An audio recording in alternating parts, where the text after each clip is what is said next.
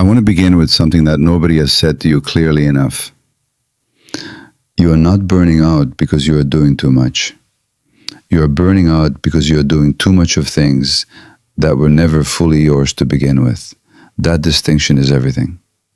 And Gabor Maté spent 50 years showing us why. Because the person who's doing enormous amounts of work that is genuinely theirs, work that flows from their authentic values, their genuine purpose, their honest assessment of what they're here to contribute, that person experiences fatigue, certainly, real, honest fatigue, but not the specific, hollow, soul-level depletion that we have started calling burnout. The exhaustion that does not respond to rest. The emptiness that persists even after the holiday, even after the break, even after you've done everything the recovery advice told you to do. That specific exhaustion is a different source than overwork. And the source is not in your calendar or your workload or your inability to say no or any of the other places the burnout conversation almost always looks. The source is in the unconscious, in the specific, deeply personal, usually unexamined, psychological architecture that has been running your relationship with work, with productivity, with your own worth since before you were old enough to question any of it. Today I want to walk you through that architecture completely. Not so that you can optimize your recovery or build better boundaries or implement a more sustainable work routine, though all of those things have genuine value, but so that you can finally understand what burnout is actually telling you.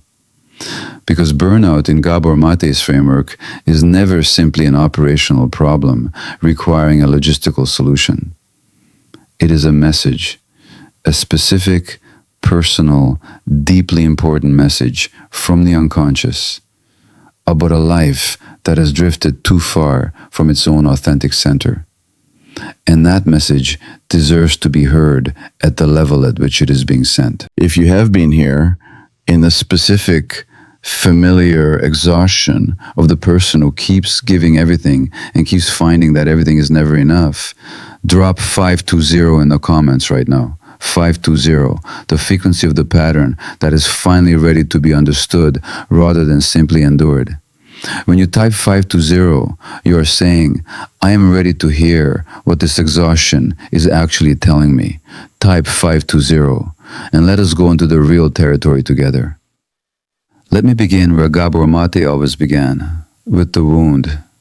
With the specific developmental experience that creates the psychological architecture from which burnout eventually, inevitably emerges. Because burnout is not distributed randomly across the population.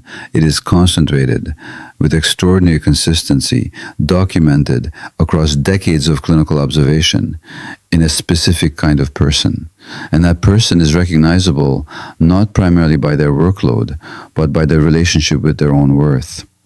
By the specific, deeply internalized, usually entirely unconscious equation that says, I am as valuable as I am useful. My worth is equivalent to my output. My right to rest, to receive, to simply exist without producing has to be earned through sufficient demonstration of my productive value. That equation was not chosen, it was learned. In the specific emotional environment of early life, through the specific quality of conditional love that most people raised in achievement-oriented cultures absorbed before they had any language with which to question what they were absorbing. The child who was praised primarily for performance, the child whose need for attention was most consistently met when they were achieving rather than simply being. The child who learned without anyone explicitly teaching them, simply through the accumulated weight of what was rewarded and what was overlooked, that the surest route to connection, to love, to the specific quality of being seen that every human nervous system requires, ran directly through accomplishment. That child becomes the adult who cannot stop. Not because they are ambitious in the straightforward sense, though some of them are, but because stopping, genuinely stopping, confronts them with something they have spent their entire life unconsciously avoiding. The specific fear that without the output, without the usefulness, without the continuous demonstration of productive value, there is nothing left that justifies their presence, their love, their belonging. Gabor Maté called this the compulsive drive. Not passion, not genuine purpose. The compulsion, the driven, restless, never quite satisfied quality of effort that is not freely chosen but psychologically required.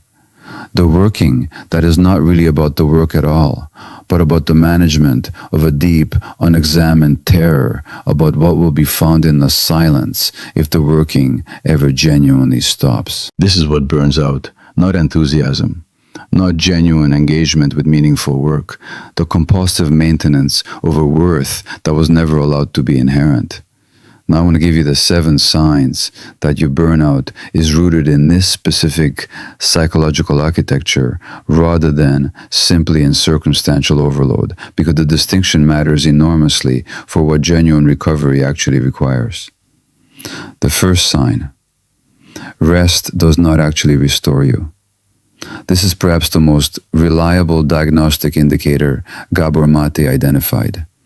When burnout is purely circumstantial, when it is genuinely the product of temporary overload in a life that is otherwise fundamentally sustainable, rest works. A genuine holiday, a genuine reduction in demands, genuine time away from the source of the overload produces genuine recovery, and the person returns to their life with something resembling their previous energy and engagement. When burnout is rooted in the psychological architecture I've been describing, rest does not work in the same way, or rather it works temporarily and superficially. The first few days of genuine rest often produce something like relief. And then the anxiety of not producing begins to rise, the guilt, the sense of falling behind, the increasingly uncomfortable awareness that the absence of output means the absence of the worth that the output was generating. And so the person returns to work not because they are restored, but because the alternative to working, sitting in the specific discomfort of being without demonstrable productivity, has become unbearable. If this is your experience of rest, Gabor Maté would say that the solution is not more rest or better rest or a different kind of rest. The solution is understanding what the rest is confronting you with and doing honest work with that confrontation rather than returning to work to escape it. The second sign: you feel most yourself when you are needed. This sign requires particular honesty to see because it presents so naturally as a virtue. The person who feels most alive, most confident, most genuinely present in themselves when they are being genuinely useful to others, that person looks like someone with a deep and generous commitment to service. And in many cases, the commitment to service is genuinely real. But Gabor Maté invited the more uncomfortable question: what happens when you are not needed? When you are genuinely without a role, without a function, without someone who requires your particular capacity at that particular moment? Is the self that remains, the self without the usefulness, genuinely at ease? Or does it feel slightly empty, slightly uncertain of its own right to be present, slightly in need of finding someone or something to be useful to in order to feel adequately grounded in its own existence? The person who feels most themselves when needed and most uncertain of themselves when not needed is a person whose sense of self is organized around function rather than being. And the self organized around function cannot sustainably rest from that function without encountering the specific anxiety that the function was built to manage. The third sign: you cannot receive care without immediately redirecting it.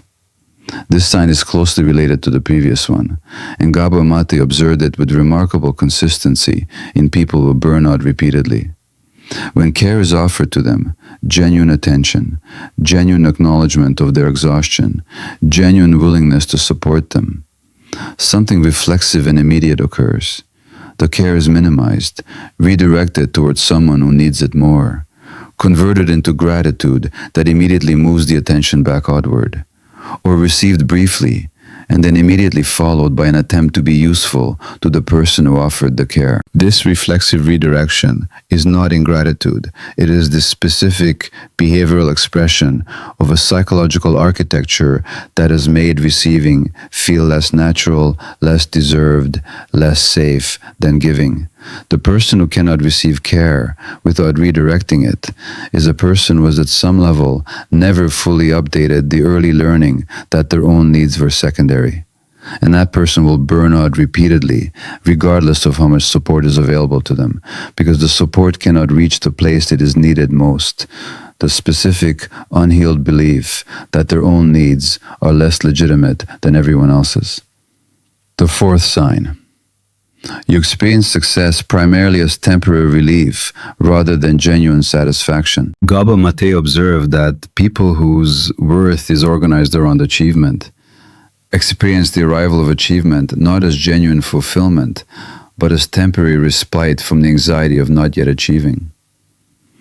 The project completed, the goal reached, the recognition received, these produced a brief reduction in the compulsive pressure, a temporary quieting of the driven quality, but not genuine satisfaction, not the specific, settled, inward warmth of a person who has done something that genuinely expressed their authentic values. Within a relatively short time after any achievement, the pressure returns, the bar moves, a new goal becomes the horizon, and the cycle of driven effort, temporary relief, and renewed compulsive pressure continues, with each cycle extracting a little more from the system, depositing a little more depletion in the body that is carrying all of it. This is the mechanism through which the high achiever burns out, not from failing, but from succeeding in a way that never actually satisfies the underlying need, because the underlying need is not for achievement at all. It is for the inherent worth that the achievement was recruited to demonstrate. The fifth sign. You find genuine idleness almost intolerable. The person whose worth is organized around productivity often cannot simply be, cannot sit without a purpose, cannot allow a day to pass without some identifiable output to point to at its end. The weekend that is entirely unstructured produces anxiety rather than relief. The holiday that is genuinely without agenda, without sightseeing itineraries or self-improvement projects, or the quiet reassurance of a productive reading list, feels vaguely threatening rather than genuinely restful. Gabor Maté understood this intolerance for idleness as one of the clearest indicators of the compulsive structure beneath the productivity. Because genuine enthusiasm for work coexists easily with genuine rest. It is only the compulsive drive, the driven quality, that is really the management of an unexamined anxiety that cannot tolerate genuine idleness without activating that anxiety directly. The sixth sign. Your identity is almost entirely organized around what you do rather than who you are. The conversation that requires this sign most honestly is the one that happens at parties, at introductions, in the opening exchanges of any new relationship. What do you do? And the person whose worth is organized around output answers this question with a fluency and a depth and a relief at being asked that is qualitatively different from the experience of someone whose sense of self rests on something more interior. Gabor Maté observed that the person who is most completely identified with their work identity is almost always the person most vulnerable to burnout when that work identity is threatened by failure, by redundancy, by illness, by any of the ordinary disruptions of a life that can interrupt productivity without warning. Because when what you do is disrupted and what you do is who you are, the disruption does not feel like a practical problem. It feels like an existential one, like the self has been taken along with the function. The seventh sign, and this is the one Gabor Maté considered the most important and the most difficult to see clearly. You are working at the deepest level for an audience that is not in the room. The specific person, or more accurately, the specific internalized version of a person whose approval originally made achievement feel like love. that person is still the primary audience for your productivity, even decades later. The compulsive drive is, in its deepest structure, still organized around demonstrating sufficient value to that original audience. Still trying to earn the specific quality of being seen that was made conditional on performance. Still working at the level of the unconscious, not for the genuine purpose the conscious mind believes it is serving, but for the original proof that it was always really about. Gabor Maté was direct about what this recognition asks of you. Not the abandonment of work or purpose or genuine contribution, but the honest confrontation with the question, whose approval am I actually working for? And is that approval still the thing I actually want? Or is it the ghost of something I needed once, that I have been chasing so long, I have forgotten that the chase was ever about anything other than the work itself? Now I want to speak to what genuine recovery from this kind of burnout actually requires. Because the answer is genuinely different from what the standard burnout recovery conversation offers. Gabor Maté was clear that genuine recovery from psychologically rooted burnout, the kind organized around the architecture I have been describing, requires engaging directly with the architecture itself. Not just with the workload or the boundaries or the recovery practices, though all of those have genuine supporting value, with the specific, personal, usually painful discovery that the worth the productivity has been generating is not actually the kind of worth that was needed in the first place. Because the worth that the compulsive drive is generating is always conditional. It is always contingent on continued output. It can always be withdrawn. It is the worth of the performance, not the worth of the self. And the self that has organized itself around performance-based worth has never actually received the thing it was working for. It has received praise, recognition, admiration, the temporary relief of sufficient achievement, but not the specific, settled, inward experience of being genuinely enough simply by virtue of existing. That experience, the experience of inherent worth, of value that does not require demonstration, of the right to rest and receive and simply be without it needing to earn its own justification, that experience is what genuine recovery from burnout at the deepest level requires, not as a concept or a therapeutic agreement or an intellectual position, as a genuine, felt, embodied shift in the most fundamental relationship available to a human being, the relationship with their own existence. This shift does not happen through productivity. It does not happen through achievement, however genuine. It does not happen through the accumulation of sufficient evidence that you have done enough. It happens through the specific, vulnerable, often frightening practice of allowing the self to exist without the output, and discovering in that unguarded space that what remains is not the emptiness the anxiety predicted, but something quiet and real and more genuinely worth building a life from than anything the compulsive drive ever produced. And the privilege of a lifetime, the one Gabor Maté pointed toward across 50 years of sitting with people at every stage of this exhausting and ultimately unnecessary journey. The privilege of a lifetime is to become who you truly are. Not the productive version, not the useful version, not the version that has finally earned sufficient rest through sufficient demonstration of sufficient worth, who you truly are. The one who was always enough. Before the first achievement, before the first performance, before anyone taught you that the two things were ever connected in the first place.